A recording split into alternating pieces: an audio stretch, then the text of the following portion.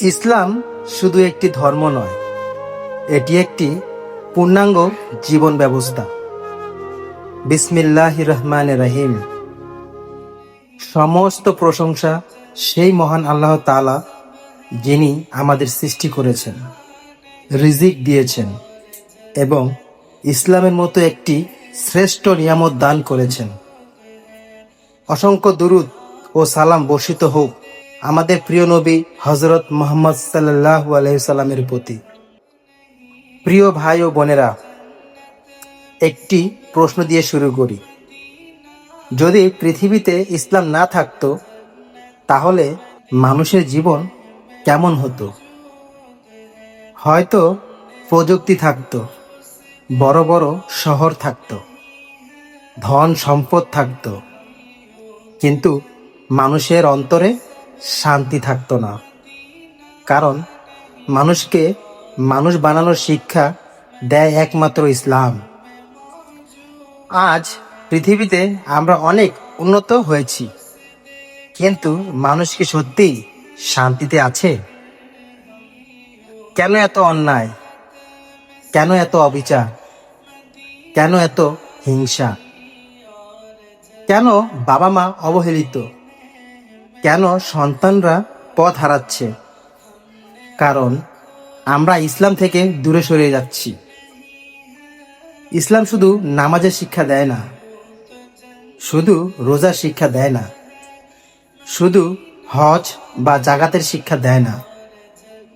ইসলাম শেখায় কিভাবে কথা বলতে হয়, কিভাবে ব্যবসা করতে হয়, কিভাবে প্রতিবেশীর হক আদায় করতে হয়, কিভাবে বাবা মায়ের সেবা করতে হয়, কিভাবে স্বামী স্ত্রী একে অপরের সম্মান রক্ষা করবে, এমনকি রাস্তা দিয়ে হাঁটার আদবও ইসলাম শিখিয়েছে।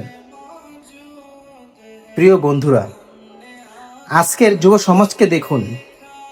তাদের হাতে স্মার্টফোন আছে, কিন্তু অন্তরে প্রশান্তি নেই। বন্ধু আছে, কিন্তু প্রকৃত সঙ্গী নেই। হাসি আছে, কিন্তু সুখ নেই। কেন? কারণ হৃদয় আল্লাহকে ভুলে গেছে। মনে রাখবেন, যে হৃদয়ে আল্লাহ নেই, সে হৃদয়ে কখনো প্রকৃত শান্তি আসবে না। আজ দুনিয়ার বিভিন্ন প্রান্তে মুসলমানরা নির্যাতিত। অনেক জায়গায় তারা শুধু লা ইলাহা ইল্লাল্লাহ বলার অপরাধে কষ্ট পাচ্ছে। এগুলো কি আমাদের কষ্ট দেয়? কিন্তু ইতিহাস সাক্ষী, ইসলামকে কখনো শক্তি দিয়ে শেষ করা যায়নি। কারণ ইসলামের রক্ষক কোনো মানুষ নয়, ইসলামের রক্ষক স্বয়ং আমার আল্লাহ তাআলা।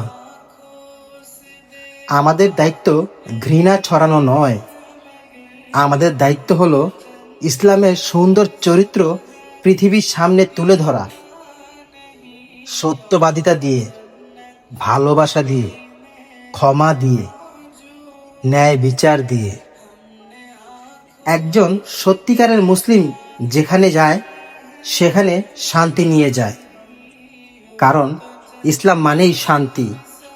প্রিয় ভাই আমার, মৃত্যু আমাদের সবার জন্য নিশ্চিত। ওই কবরটা আমাদের অপেক্ষায় আছে। সেদিন কেউ জিজ্ঞেস করবে না তুমি কত টাকা রেখে গেছো, কতজন তোমাকে চিনত, কত ফলোয়ার ছিল। তখন শুধুই জিজ্ঞেস করা হবে তোমার রব কে, তোমার দিন কি এবং তোমার নবী কে। তাই আজও সময় আছে। চলুন না আমরা ইসলামের পথে ফিরে আসি। নিজের আমল করি, পরিবারকে আমল শেখাই, সন্তানদের কোরআনের আলোয় বড় করি। কারণ একটি নেককার সন্তান শুধু পরিবারের নয়, পুরো সমাজের সম্পদ।